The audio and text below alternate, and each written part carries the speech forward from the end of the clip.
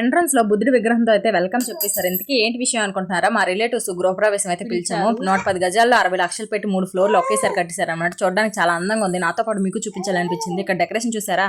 అరటి కొమ్మలతోని అండ్ పువ్వులతోని చాలా అందంగా డెకరేషన్ చేస్తారు. తెల్లవారుజామున 2 గంటలకి సత్యనారాయణ పూజ హోమం అంతా కంప్లీట్ చేస్తారు. ఇప్పుడు మనకెంత ఇష్టమైన దేవుడి మూల అయితే చూసేద్దాం రండి. లక్ష్మీదేవి అమ్మవారు కలకలు ఆడిపోతాండ్రు.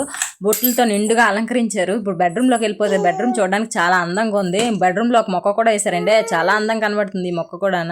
ఇప్పుడు ఇక్కడ 2 బెడ్రూమ్లు 3 బాత్రూమ్లు అయితే కట్టేశారు. బట్టలు ఉతుక్కోవడానికి బట్టల హాల్లో కూడా బాగా మంచిగా డెకరేట్ చేస్తారు.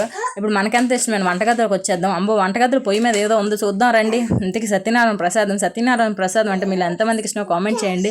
అబ్బా ఈ పూజ ఎంత బాగుందో కదా అనుకునే లోపు ఇది ఇంతకీ వాష్ బేసిన్ అని అర్థమైంది నాకైతే.